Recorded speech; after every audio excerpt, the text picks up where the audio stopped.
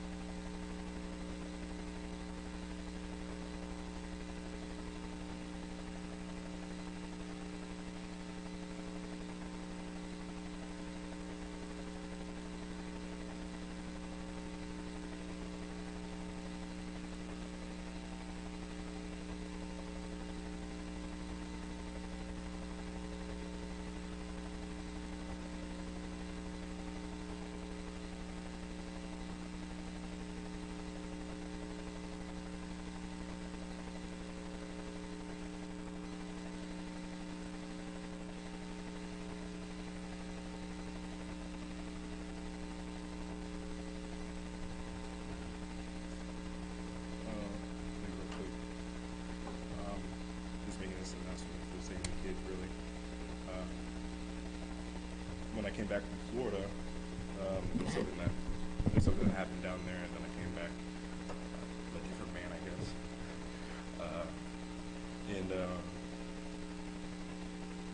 You know, the date to get married was April 4th with me and Joanne, and that happened a lot sooner than we thought. We ended up getting married down there, really, legally and under Brother George's. How that went about is between Brother Finnick and Brother George's, and I can't speak too much on that. I already spoke to Brother Finnick. And so he's going to deal with that side of the equation. I and Joanne have to, you know, deal with our part now. We're happy to be married. We're happy to be, you know, getting the chance and opportunity to spend the rest of our lives with one another. So when she comes up here, no more chaperoning.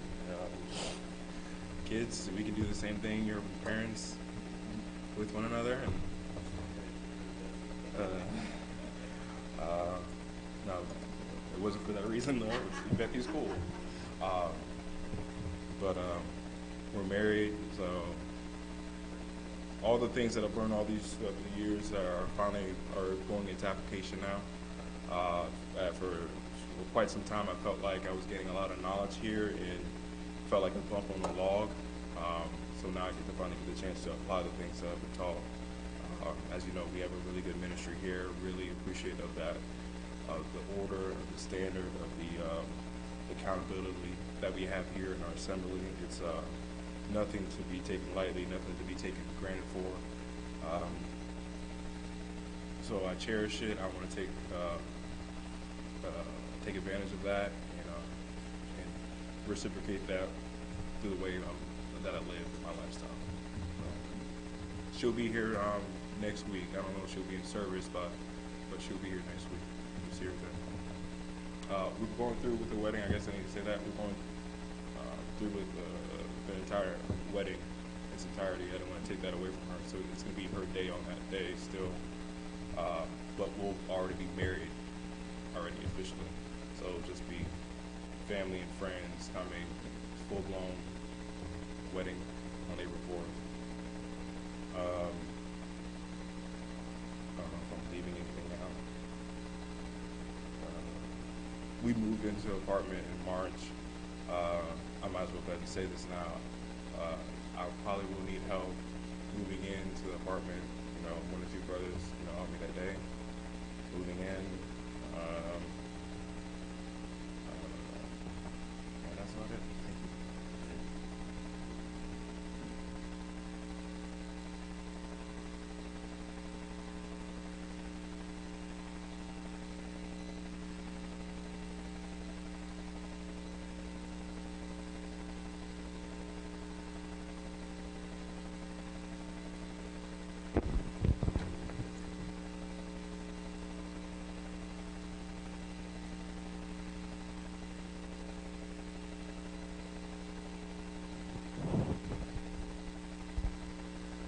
Lord's been working on me on something this week, and I wasn't sure whether to share it, but it goes along with something that Brother Jeremy testified about, so I'll try.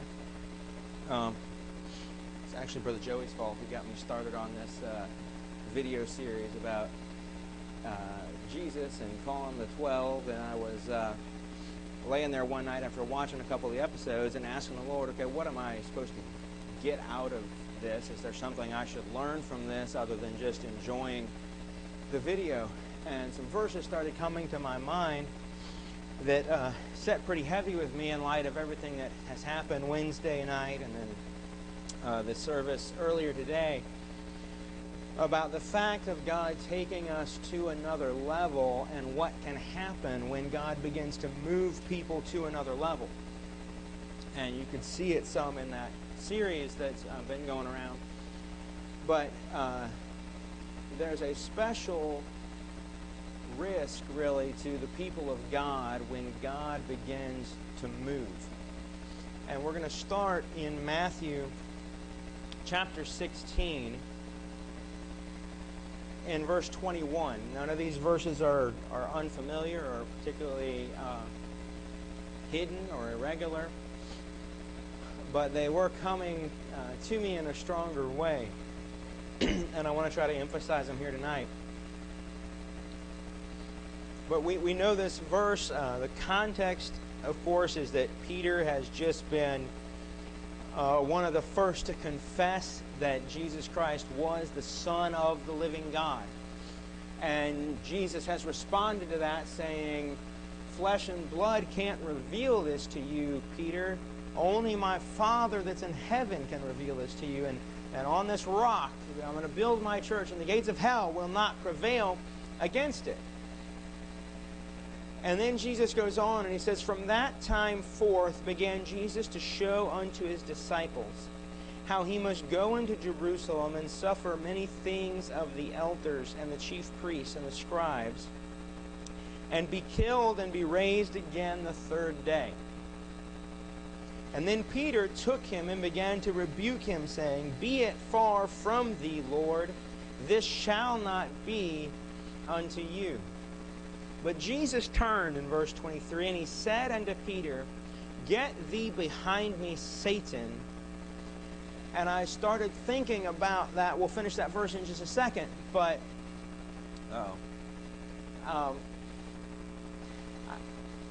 I started thinking about how does Peter in a moment become Satan, become an adversary or an enemy to the Lord in this context. And it's easy to write this off as, okay, somehow he's just particularly carnal.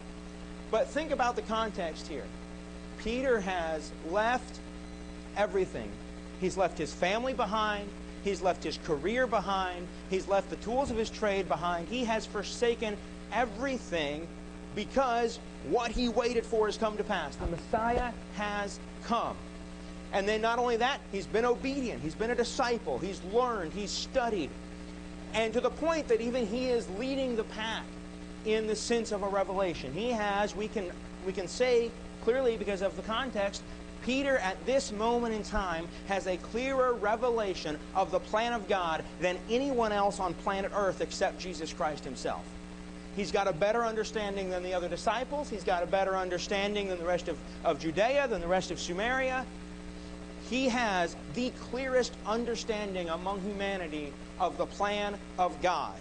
And yet in a moment, he becomes the adversary of Jesus Christ.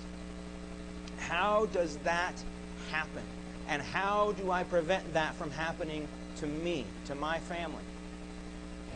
And really the way it happens is anytime God moves, my defense of my status quo becomes the enemy of God. Anytime God moves. Now think about what Peter's defending here. What is he arguing for? He's not arguing for anything outside the law. He's not arguing for anything that was outside the plan of God 5 minutes before that conversation started. What he's defending, what he's arguing for, what he's pleading for is, let's keep doing this. Let's keep sharing the gospel with Israel. Let's keep traveling from place to place and telling them the good news. Let's keep declaring the Messiah to the world. Let's keep healing the blind eyes. Let's keep doing this. Let's keep teaching. I don't want you to leave, Lord. We don't want to be without you. Have you looked at this group? We don't want to do this without you. This is not necessarily Peter's arrogance speaking out. This is not Peter wanting to sit on the right hand or on the left hand. They had those moments, but that's not this moment. This moment is Peter simply pleading for everything he has ever believed to come to pass, and being willing to do whatever it takes to cause that to happen. But what Peter doesn't understand yet is that God just moved. The plan of God just went in a direction that he was never expecting the plan of God to go. And what I want to suggest tonight is that when that happens, all that was once holy can become fleshly in a moment. Brother Jeremy talked about in his testimony, it's hard to abandon what brought you to one level to go to the next level, because getting to where we are was a victory. Getting to where we are was a revelation. Getting to where we are was success. It was spiritual. Look at how Peter got to this point. It was spiritual through and through. From the way he was raised as a child, it was spiritual. The way he was taught to love the promise of the Messiah was spiritual. The way he left his family and his career behind to work the ministry was spiritual. Everything that brought Peter to this moment was spiritual through and through. It was not carnal. It was not the enemy of God. But the plan of God took a turn in his life that he wasn't expecting. And all of the sudden, everything that had brought him to that point could become fleshly in a moment. And the defense of it, the fight for it, could become a fight against God.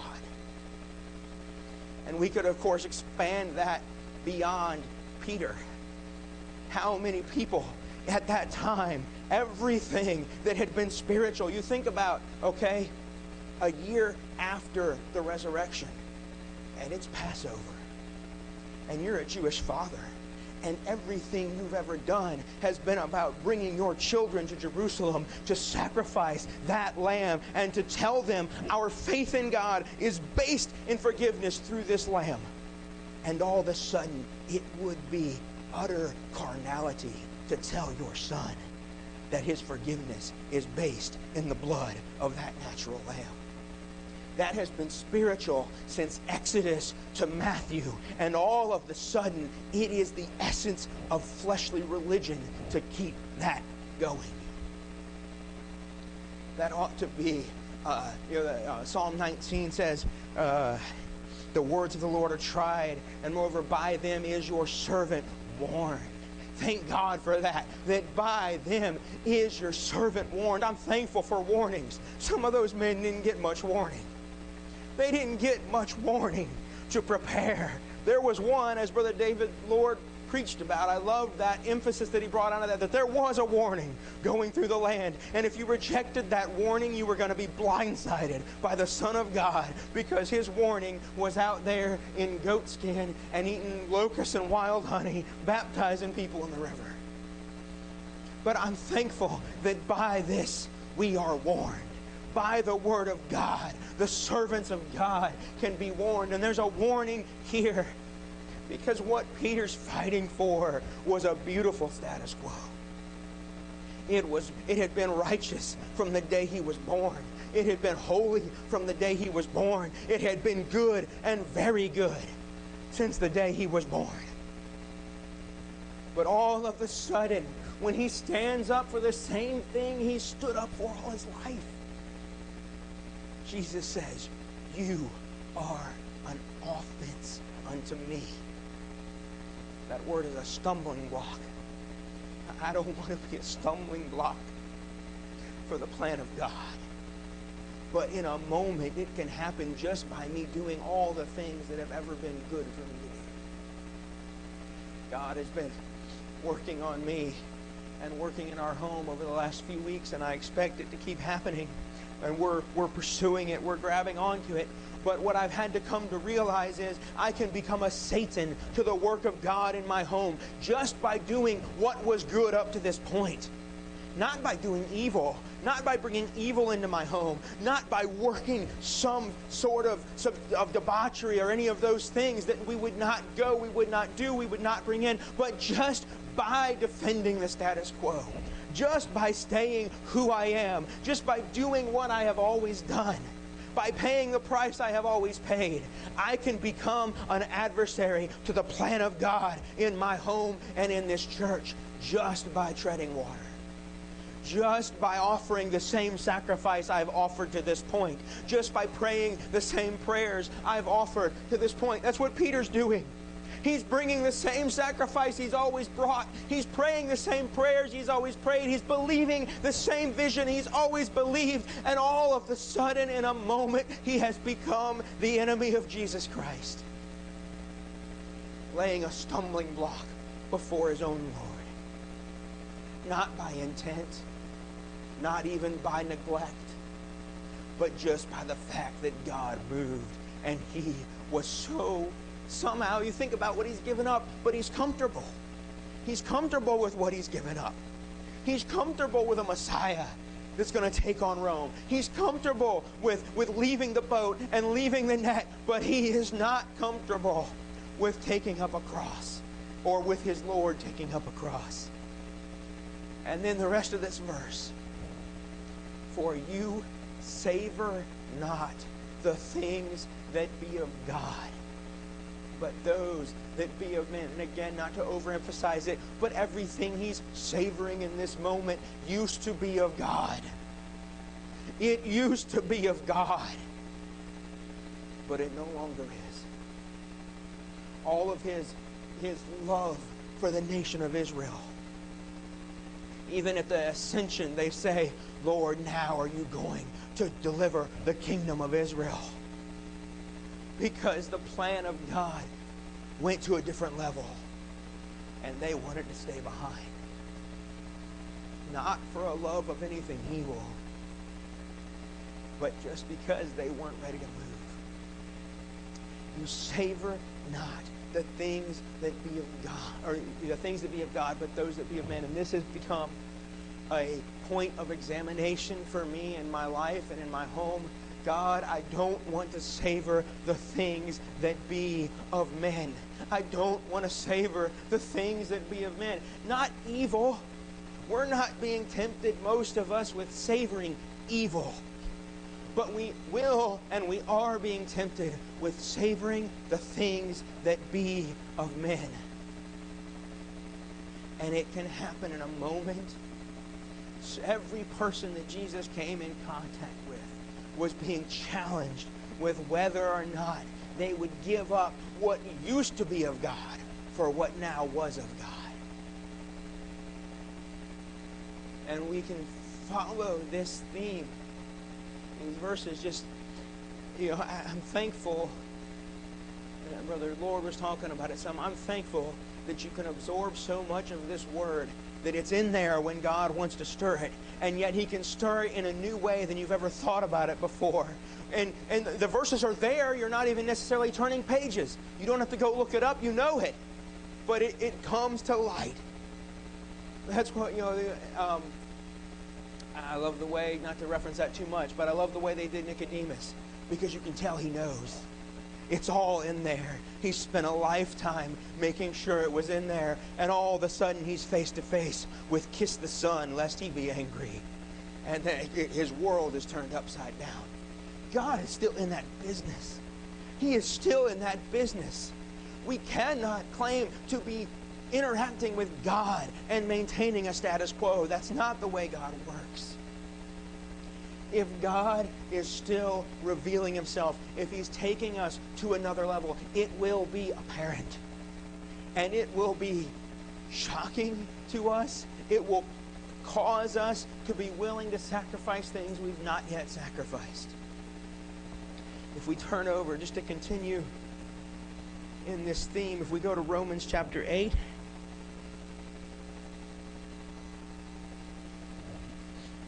starting with verse 5. We've been over these verses many times in the last few months. I don't want to plow too much in the same vein, but this is where the Lord took me as I'm thinking about Peter and thinking about him becoming a Satan and me becoming a Satan. They that are after the flesh do mind. That's the same word where he tells Peter, you savor the things that are of men. We're going to look at a few different phrases that mean mostly the same thing, but ought to challenge us, I believe. So one way or one description of how I can become a Satan when God is on the move is that I can savor the things of men. The next one is, I can mind, that's that same Greek word, the things of the flesh. They that are after the flesh do mind the things of the flesh. But again, the things that are of the flesh can change. Proverbs said it this way, her ways are movable. least you should ponder the path of life. You see, our challenge is a great one. We fight on the one hand what Brother Minson's song, I think, was referenced a few services ago. How can I pick up again what once had me bound? But then even if I don't go back to what once had me bound, if God is on the move, if God is restoring, if God is taking us farther, if God is still revealing things to us, if God is still calling us to a higher place and a higher level, then not only do I not have to go back to Egypt, I got to keep fighting. I got to understand that just taking Jericho wasn't enough. That just taking the next city wasn't enough. And the next city, when Caleb conquered Hebron, it wasn't enough. It wasn't enough just to conquer the giants and leave another mountain yet to be claimed. Leave another city yet to be conquered. And so, in a moment, the victory that was supernatural can become a defeat that is carnal because we stop. Because we put our stakes down too far into the ground. And when the cloud and the pillar move, it hurts a little too much to pull up the stakes. They that are after the flesh. All of Peter's life was about not being after the flesh to the full extent of what he knew. And all of a sudden, he was after the flesh by pursuing the same things that had been spiritual a moment ago. But they that are after the Spirit do mind. That word, if you dig into it, it means to seek, to pursue, to think about. They mind the things that are of the Spirit. And I tell you, it is so easy. You don't need anyone to tell you. It is so easy in this present world to get caught up minding the things that are of the flesh. And then just to finish the link back to Matthew, we can continue. For to be carnally minded is death, but to be spiritually minded is life and peace, because the carnal mind is enmity against God. How did Peter become Satan to Jesus? Because the carnal mind, grabbing onto what was once spiritual, became the enemy of God. That happened all throughout the history of Israel. The serpent that was lifted up was once spiritual. And then they spent generations bowing down to it and making it carnal. The law that separated them from all other people was spiritual. Paul even wrestles with that. Was the law evil? No. The law wasn't evil. The law wasn't carnal. But I was carnal. And because I was carnal, I made the law carnal. If we go over to Philippians.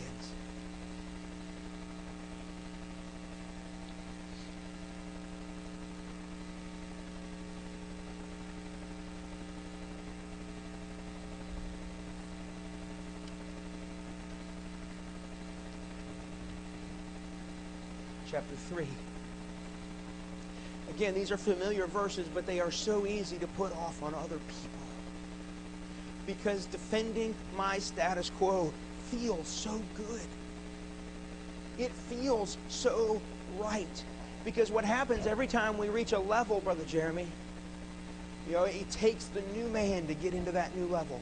To press, to attain, to conquer, to take. But then once we're there, our old man learns how to operate at that level. Learns what it takes to stay at this level. What it takes to survive at this level. What it takes to not cause trouble and not make waves and not create issues at this level. And then God has to call us higher. Or let us stay. And I don't want to stay. I don't want my family to stay. Philippians chapter 3. We'll start with verse 17 just for context. Brethren, be followers together of me, Paul says, and mark them which walk so as you have us for an example. For many walk, This is the condition that Peter was in. Many walk, of whom I have told you often, and now tell you even weeping, that they are the enemies of the cross of Christ. Now let's emphasize how that's written. They are not always necessarily the enemies of Christ himself. It's the cross they're the enemies of. It's the fact that I got to die. It's the fact that I've got to be crucified with Christ. They are the enemies, not just of a belief in Jesus. They don't, Peter believed everything about Jesus that he had when he said, "You're the Christ, the Son of the living God." That means I can have, think about this, I can be holding on to every revelation that God has ever given me, and at the same time because they become the enemy of the cross of Christ. Peter hadn't given up any of his revelation. He hadn't laid down any of his revelation. He still had the same revelation that he got from God, and yet he become the enemy of what God was on the move trying to do. They're the enemies of the cross of Christ, whose end is destruction, whose God is their belly, whose glory is in their shame. And then here's that same word, who mind earthly things. So I can savor the things of man. I can mind the things of the flesh. Or said very similar, we mind earthly things. And when God begins to call us to something higher, let's use a few examples.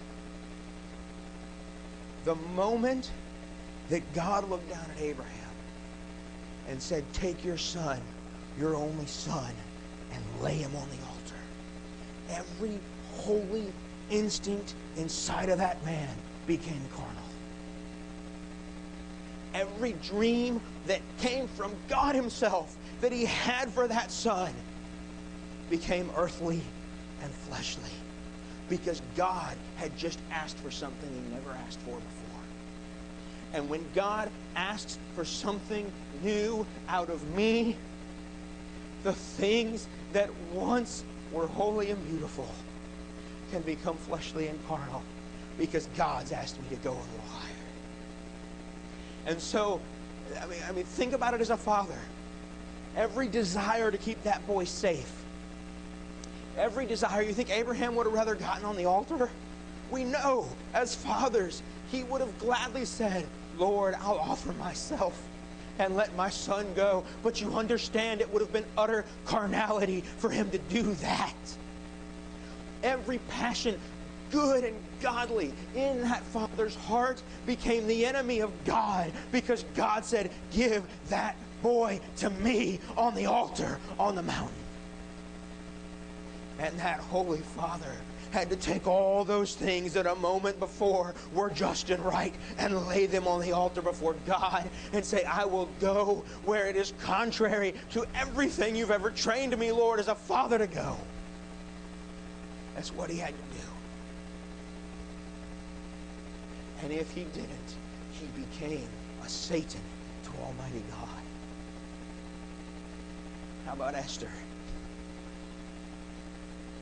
She's everything, she's Proverbs 31, right?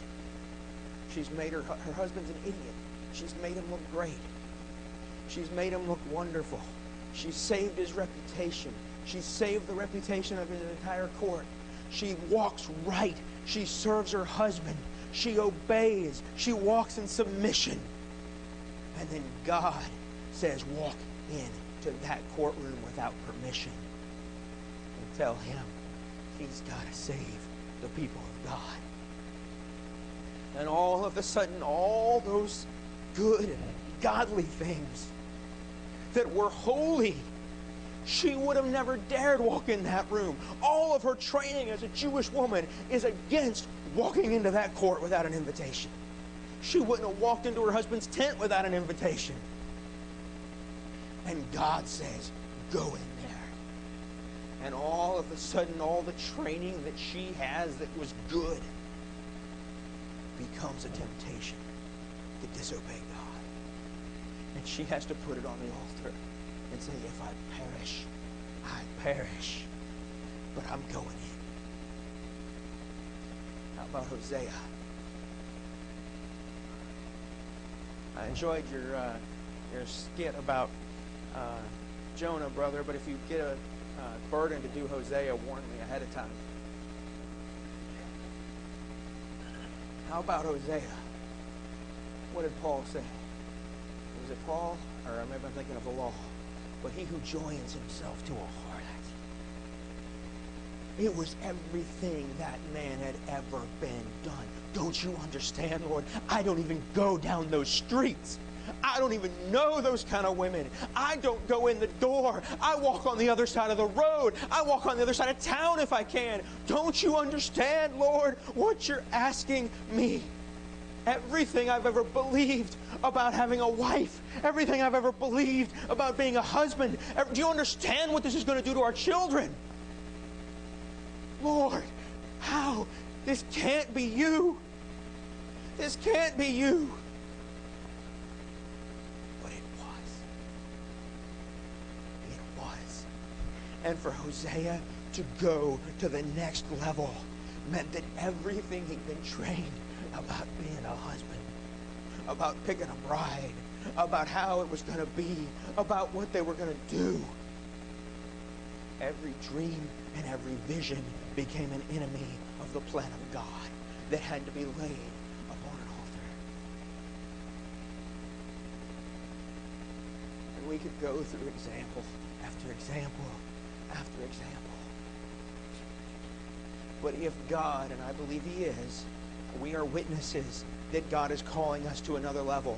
But we need to understand that if God is calling us to another level, just being who we've been is not just, as Brother Puckett referenced, it's the danger of getting sayings from I know you didn't get it from carnal men, but that's the danger of getting sayings from carnal men. Always doing what I've always done is not going to make me what I've always been. Because what I've done to this point made me what I am in every good way. But if I always do what I've always done, it'll make me the enemy of God. Go back to Peter. Doing what Peter had always done had him as the chief of the apostles. Continuing in what Peter had always done made him Satan to Jesus himself. It's much more serious than just being what we are now. It is the danger that God moves on and I become the enemy of His people because I won't move on, because the price is too much, because I can't lay down that vision. I can't lay down that what I thought was my call, what I thought was my purpose, what I thought was what my life was going to be like, what I thought was like my family was going to be like, what I thought my children were going to be. In a moment, God always reserves the right to ask for something He's never asked for before. And if He's doing that to us, just fighting to keep what we have makes us fighting against God. And I don't want to fight against God. I have. And I think if we're honest, we'd say we all have. Every time that still small voice tells me, you got to pay more, you got to go farther, you got to do more, you got to take the next step. And I look around and I say, this is a good land. You understand, Brother Puckett's talked about those tribes that stayed on the other side of Jordan. You understand how much better the other side of Jordan was than Egypt? That wasn't the question. They had followed Moses. They had followed Joshua. They'd been delivered from Pharaoh. They had eaten the manna. And now they were in the land to some degree. But they stopped on the other side of Jordan. And, well, getting there had been many beautiful victories. Getting there had been spiritual. It had been spiritual. It had been the plan of God. When they drove their stakes in their tent on the other side of Jordan, they were dead center of the plan of God. And then God said, go. And they say, you brought us here. You brought us here. Moses said we could stay here. And they missed out on the perfect plan of God. We mind, it's so easy to mind earthly things. The moment that veil broke in two, the shewbread became carnal. The candlestick became carnal. You know, there were Levites in that temple. They'd been waiting their entire life to wait on that table. This was no small change. You talk about a quake, brother. It was quaking. Mount Sinai was quaking. It was quaking. And there were some little boys. There were some fathers that had been training. You were counted as a Levite from 3 years old and upward. And there were some fathers and sons that had been waiting their whole life for that rotation to come up so that they could serve that table together. And all of a sudden, the veil broke in two. And that shewbread was worthless. It was carnal. It was fleshly. It was earthly. And partaking of that shewbread and thinking they were doing the plan of God, even though it had been the plan of God every day of their life, was going to make them the enemy of God. If we go over to Colossians.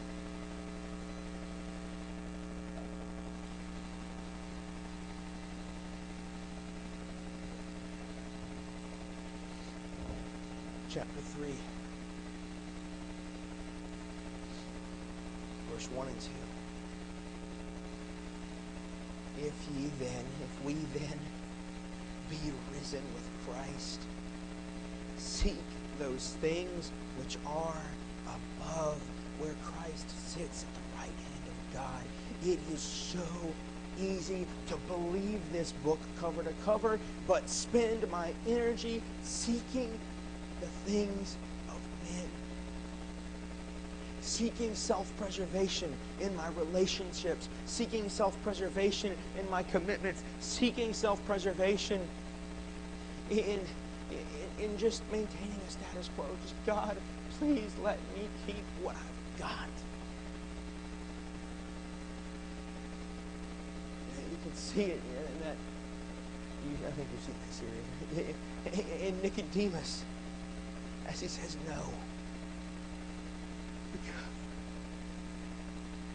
Because everything he has, he got from God. And now God has asked him to give it up. And that's the challenge. If we want to go farther, we have to be able to say at the same time, God, everything I have, I got from you. I didn't get this myself. Everything I have in my marriage, I got from God that's worth having. Everything I have in my home that's worth having, I got from God and God's people. Everything I have in my career that's worth having, I got from God and God's people. And yet God, when he calls his people to another level, says, take everything I gave you and put it back on the altar. And don't fight for it. Don't fight to keep it. Don't fight to hang on to it. Give it up for what's next. Give it up for what's next. Verse 2. This is that same word where he tells Peter, you're savoring not the things of God, you're savoring the things of men. Here he's saying, set your affection, savor, mind, think on things above, not on things of the earth.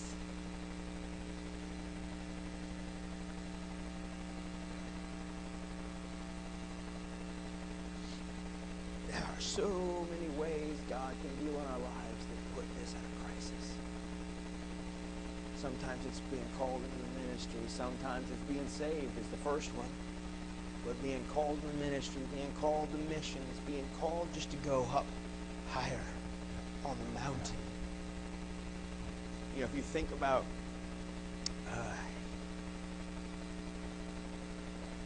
just when they were going across, what do they call that, the Continental Divide, where they're going across the Rockies over west. As they went up that mountain, there were some things that had to be left behind. Now, they were things that whole family agreed were worth hauling all the way from Philadelphia to Colorado. But when you start going up the mountain, there's some stuff that doesn't mean as much as you thought it meant when you were going through Illinois and Nebraska. If we're going higher up Mount Zion, there will be some things that God has let us keep our whole saved life. That now He says, it's time. It's time. You got to lay it down. You got to start praying different prayers. You got to start seeking different things than you've ever sought before.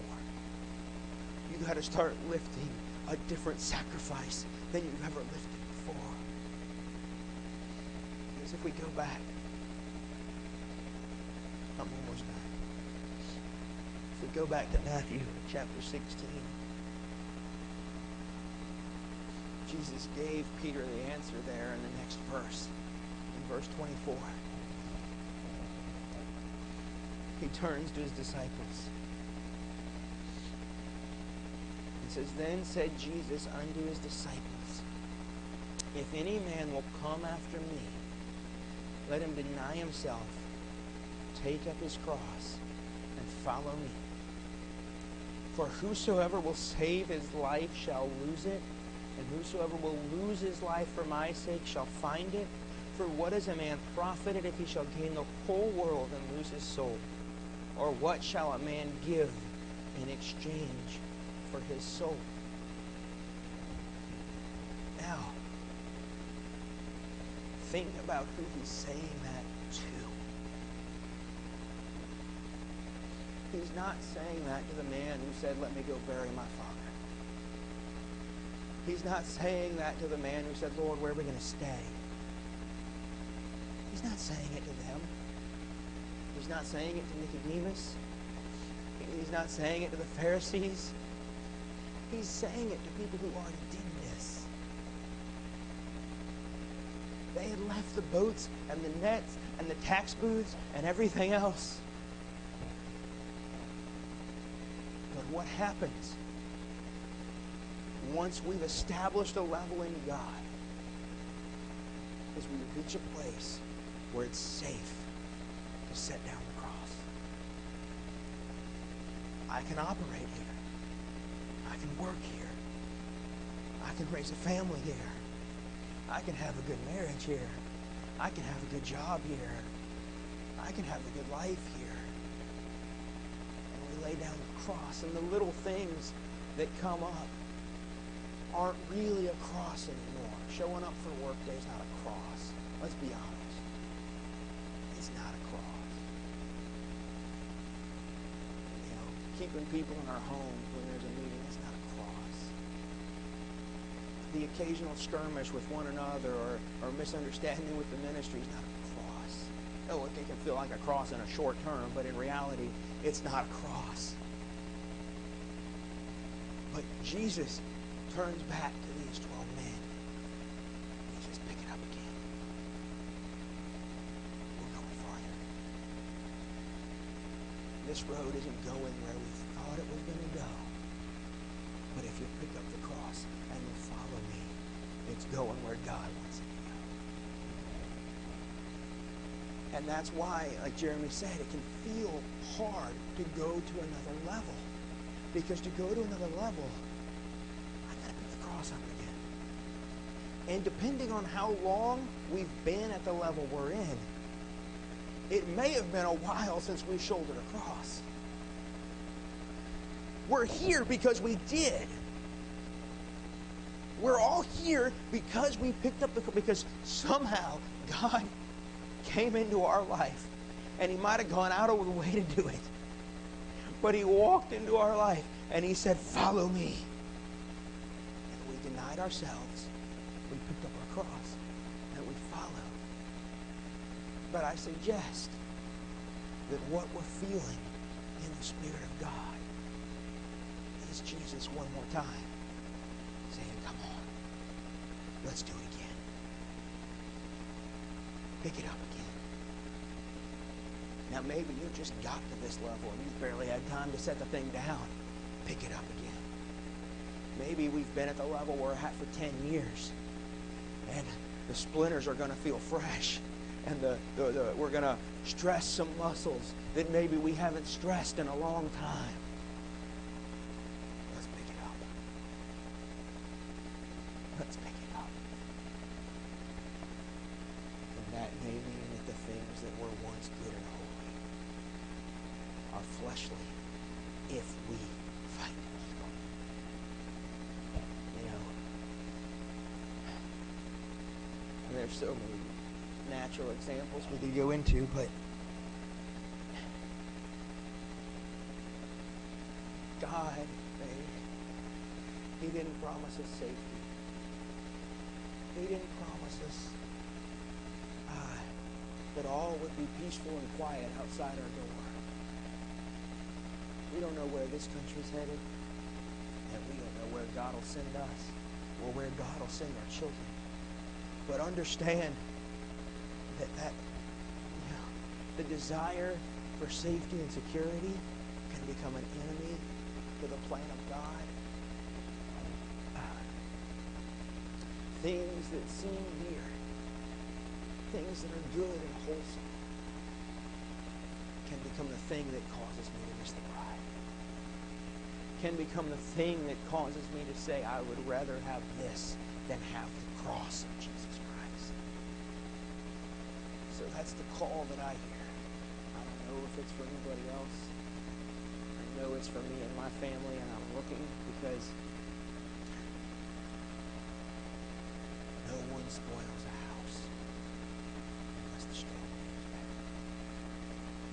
It's just a fact. I don't like it. I wish it weren't in the Bible, to be honest. I'd like to be able to see things in my children or in my home and say it got in some other way. But the Bible tells me no one spoils my house unless the strong man got bound. So I'm searching and I'm examining. Where am I bound, Lord? Where am I bound? What am I bound by? You know, I can say with a clear conscience, I'm not bound by some kind of a grievous sin. No, I'm not bound by some substance. I'm not bound by some of the things that we may have once been bound by. But I can look at fruit and know I'm bound somewhere. I'm bound somewhere. And if I'm going to go to another level, I need God. We shall know the truth. And the truth shall make us free. It'll make us free. It may have to make me free from things that once made me free from something else. If that makes sense. You know, the law made Israel free from Egypt. And then Jesus had to make them free from the law.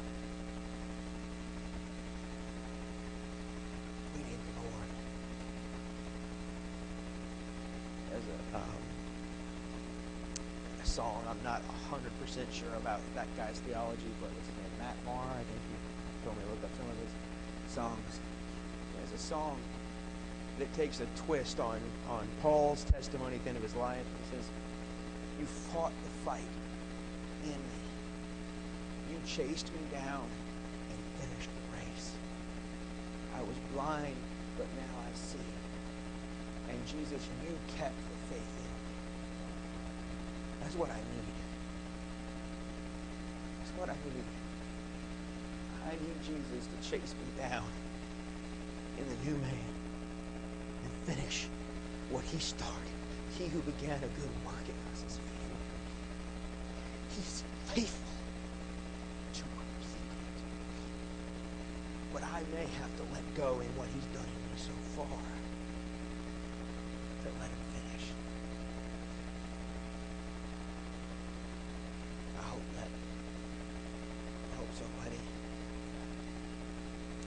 do hear a call. We do hear a trumpet. We are the witnesses that we hear the voice of God. And if we hear it, and we know it's Him, and we don't pick up the cross and go. You know, there were some people that heard Him, and He never came that way again. He never came, you know. He was at that well one time. Never again.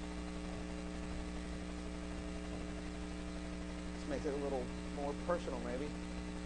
He was at Nazareth, anointed, one time. And they couldn't hear because they were too close to Him.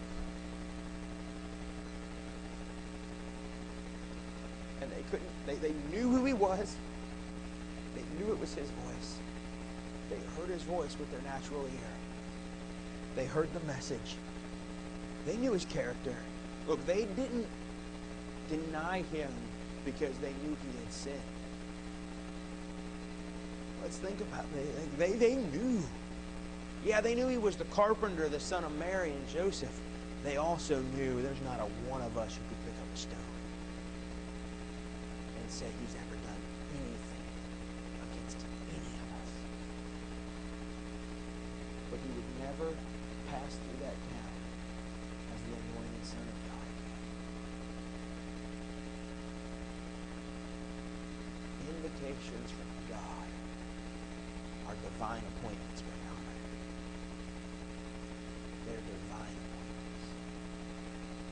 And we may be spoiled because we've heard Him so many times. And because we've followed Him many times. But there's never a guarantee that He repeats Himself. There's just never a guarantee that God repeats Himself. So I want to pull up whatever stakes I got to pull up. I want to pick up whatever cross I've got to pick up to go to the next level. Thank God.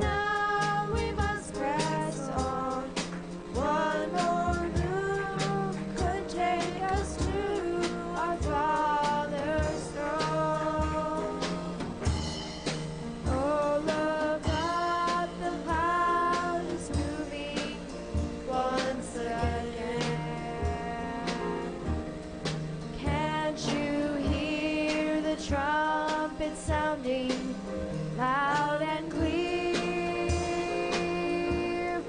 Once again, we're moving closer. Don't stop now, we must press on. One more move could take us to our Father's throne. Oh, look up, the cloud is moving once again. Can't you hear the trumpet sounding loud and clear?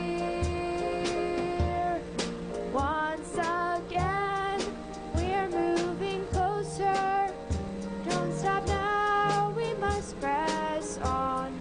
One more move could take us to our Father's throne. Oh, look up, the cloud is moving once again. Can't you hear the trumpet sounding loud and clear? Once again, we're moving closer. Don't stop now, we must press on. One more move could take us to our Father's throne. Oh, look up, the cloud is moving once again. Can't you hear the trumpet sounding loud and clear? Once again, we're moving closer. Don't stop now, we must press on. One more move could take us to our Father's throne. Oh, look up, the cloud is moving once again. Can't you hear the trumpet sounding loud and clear? Once again, we're moving closer. Don't stop now, we must press on. One more move could take us to our Father's throne. Oh, look up, the cloud is moving once again. Can't you hear the trumpet sounding loud and clear?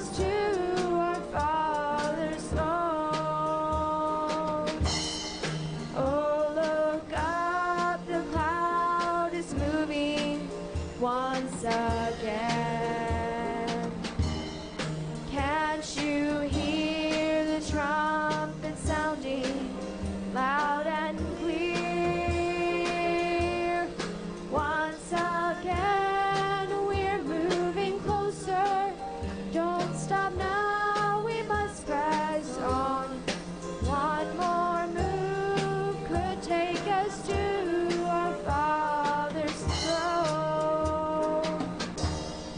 Oh, look up, the cloud is moving once again. Can't you hear the trumpet sounding loud and clear? Once again, we're moving closer. Don't stop now, we must press on. One more move could take us to our Father's throne. Oh, look up, the cloud is moving once again. Can't you hear the trumpet sounding loud and clear? Once again, we're moving closer. Don't stop now, we must press on. One more move could take us to our Father's throne. Oh, look up, the cloud is moving once again. Can't you hear the trumpet sounding loud and clear? Once again, we're moving closer. Don't stop now, we must press on. One more move could take us to our Father's throne. Oh, look up, the cloud is moving once again. Can't you hear the trumpet sounding loud and clear? Once again, we're moving closer. Don't stop now, we must press on. One more move could take us to our Father's throne. Oh, look up, the cloud is moving once again. Can't you hear the trumpet sounding loud and clear? Once again, we're moving closer. Don't stop now, we must press on. One more move could take us to our Father's throne. Oh, look up, the cloud is moving once again. Can't you hear the trumpet sounding loud and clear? Once again, we're moving closer. Don't stop now, we must press on. One more move could take us to our Father's throne. Oh, look up, the cloud is moving once again. Can't you hear the trumpet sounding loud and clear? Once again, we're moving closer. Don't stop now, we must press on. One more move could take us to our Father's throne. Oh, look up, the cloud is moving once again.